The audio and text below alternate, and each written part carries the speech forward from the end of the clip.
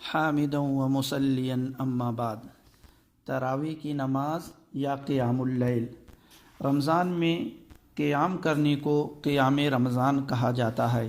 یہ وہی نماز ہے جو دیگر مہینوں میں قیام اللیل اور تہجد کے نام سے جانی جاتی ہے۔ رمضان میں عام طور پر تراویح کے نام سے مشہور ہے۔ یہ نفل نماز ہے، اس کا بہت زیادہ ثواب ہے۔ حدیث میں ہے ان ابی ہریرہ قال سمعت رسول اللہ صلی اللہ علیہ وسلم یقول من قام رمضان ایمانا و احتسابا غفر له ما تقدم من ذنبہ۔ حضرت ابو ہریرہ سے روایت ہے کہ رسول اللہ صلی اللہ علیہ وسلم نے فرمایا، جس نے رمضان کی راتوں میں نماز تراویح پڑھی ایمان اور ثواب کی نیت کے ساتھ، اس کے اگلے تمام گناہ معاف ہو جائیں گے۔ اسے بخاری اور مسلم نے روایت کیا۔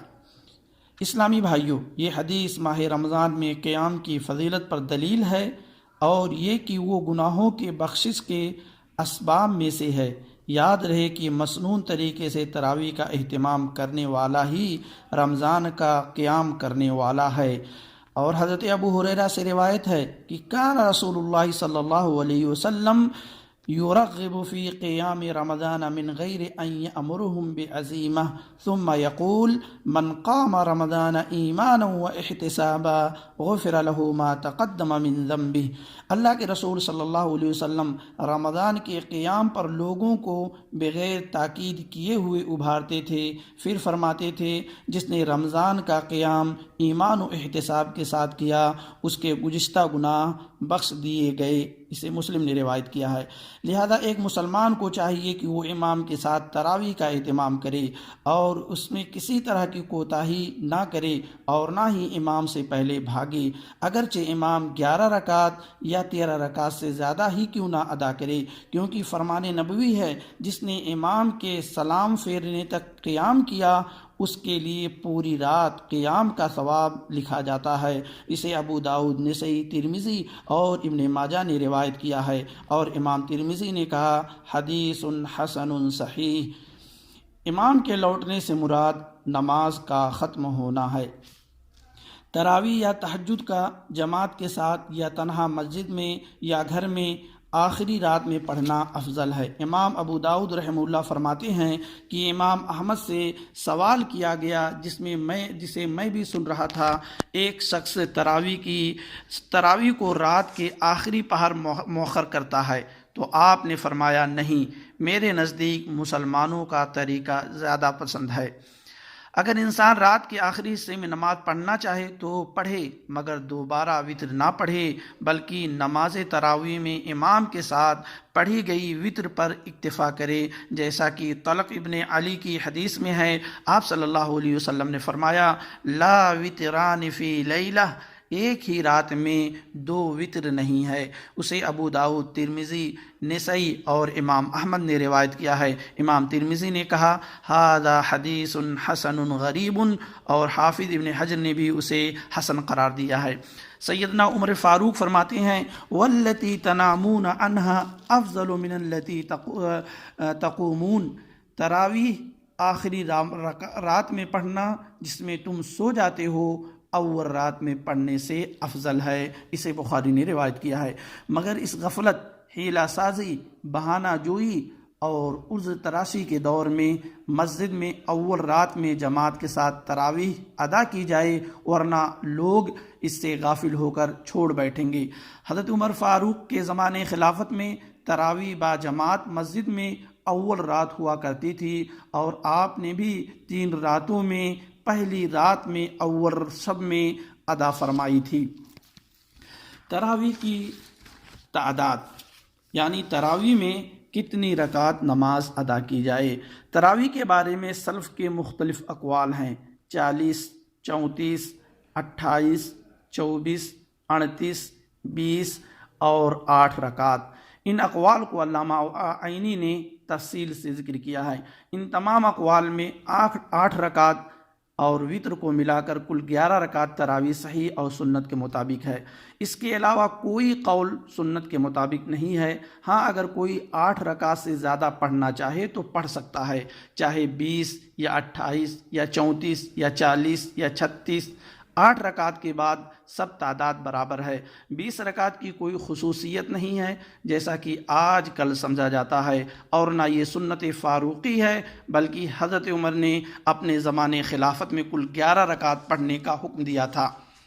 8 رکعت تراویح کی سب سے بڑی دلیل حضرت عائشہ کا بیان جو بخاری میں ہے، انہو سالت عائشہ کیف کان صلاۃ رسول اللہ صلی اللہ علیہ وسلم فی رمضان فقالت ما کان یزید فی رمضان ولا فی غیرہ 11 رکعۃ یصلی 4 فلا تسأل عن حسنہن وطولہن ثم یصلی 4 فلا تسأل عن حسنہن وطولہن۔ بخاری نے روایت کیا ہے۔ حضرت عائشہ سے پوچھا کہ رسول اللہ صلی اللہ علیہ وسلم کی رات کی نماز رمضان میں کیسی تھی؟ انہوں نے جواب دیا کہ رمضان میں اور اس کے علاوہ دنوں میں 11 رکعتوں سے زیادہ نہ پڑھتے تھے۔ 4 رکعت پڑھتے، ان کی لمبائی اور بہتری کے بارے میں نہ پوچھو، پھر 4 رکعتیں پڑھتے جن کے طول و حسن کا کیا کہنا، پھر 3 رکعت وتر پڑھتے تھے۔ اس حدیث میں رمضان کے ساتھ غیر رمضان کا ذکر کر کے یہ بات سمجھا دی گئی کہ جو نماز غیر رمضان میں آپ کی تہجد کی نماز ہوتی تھی، وہی رمضان میں آپ کی تراویح ہوتی تھی۔ ملاحظات: تراویح کی نماز اکیلے اور باجماعت دونوں پڑھنا صحیح ہے۔ مرد امام کے پیچھے صرف عورتوں کا تراویح پڑھنا بھی جائز ہے۔ تراویح مسجد اور گھر دونوں جگہ پڑھی جا سکتی ہے۔ تراویح میں بضرورت قرآن اٹھانا اور دیکھ کر پڑھنا دونوں جائز ہے۔ تراویح میں قرآن ختم کرنا ضروری نہیں ہے، البتہ ختم کرے تو بہتر ہے۔ نبی کریم صلی اللہ علیہ وسلم رمضان میں مکمل قرآن کا دورہ کرتے تھے۔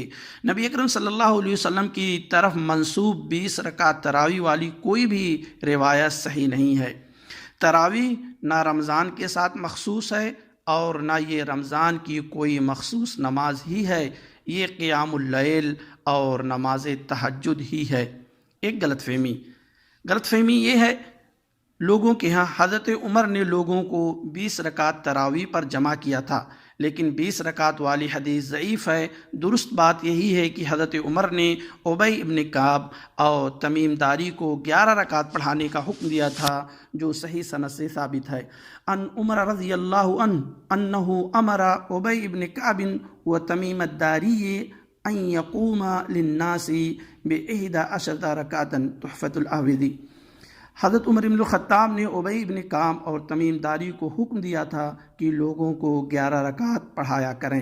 اس حدیث کو شیخ البانی نے مشکات، ارواء الغلیل، تمام السنہ اور صلاۃ التراویح میں، شیخ ابن عثیمین نے بلوغ المرام اور ریاض الصالحین کی شرح میں، علامہ مبارک پوری نے تحفۃ الاحوذی میں صحیح الاسناد بتایا ہے۔ سعودی لجنہ دائمہ کا فتویٰ۔ اور افضل وہ ہے جو نبی اکرم صلی اللہ علیہ وسلم اکثر و بیشتر کرتے تھے، اور وہ یہ کہ انسان 8 رکعت پڑھے اور ہر 2 رکعت کے بعد سلام پھیرے، پھر 3 وتر ادا کرے، اور پوری نماز میں خشوع، اطمینان اور ترتیل قرآن ضروری ہے۔ سامعین کرام، تراویح نفل نماز ہے، اور ایک مومن نوافل ادا کرتا ہے تو اس کا مقصد اللہ تعالیٰ کی رضا اور اس کا خصوصی قرب حاصل کرنا ہوتا ہے۔ لیکن عام مساجد میں جس طرح قرآن مجید تراویح میں پڑھا اور سنایا جاتا ہے، اور جتنی سرعت و برق رفتاری سے رکوع، سجود اور قومہ وغیرہ کیا جاتا ہے، کیا اس طرح قرآن کریم اور نماز کا حلیہ بگاڑنے سے اللہ تعالیٰ کے قرب کی توقع کی جا سکتی ہے؟ نہیں، ہرگز نہیں۔ تیزی اور روانی میں قرآن کریم کے سارے اعجاز، فصاحت و بلاغت اور اس کے انذار و تبشیر کا بیڑا غرق کر دیا جاتا ہے، اور اس طرح نماز کی ساری روح مسخ کر دی جاتی ہے، اور پھر امید رکھی جاتی ہے کہ ہمیں اجر و ثواب ملے گا، اللہ تعالیٰ راضی ہو جائے گا اور ہم اس کے قرب خصوصی کے مستحق ہو جائیں گے۔ یہ سراسر بھول اور فریب نفس ہے، شیطان کا بہکاوا اور اس کا وسوسہ ہے، ہماری نادانی و جہالت ہے۔ اگر ہم چاہتے ہیں کہ رمضان کے قیام اللیل کی وہ فضیلت ہمیں حاصل ہو جو نبی کریم نے فرمائی ہے تو اس کے لیے ضروری ہے کہ قرآن مجید میں حسن تجوید اور ترتیل اور اسی طرح نمازوں میں ارکان کے اعتدال کا اہتمام کریں، جیسا کہ ان دونوں باتوں کی تاکید ہے۔ اس کے بغیر قرآن کا پڑھنا سننا کار ثواب ہے، نہ تراویح کے اہتمام کی کوئی اہمیت ہے۔ اخیر میں اللہ تعالیٰ سے دعا ہے کہ ہمیں سنت کو سمجھنے اور اس کے مطابق عمل کرنے کی توفیق عطا فرمائے، آمین۔ والسلام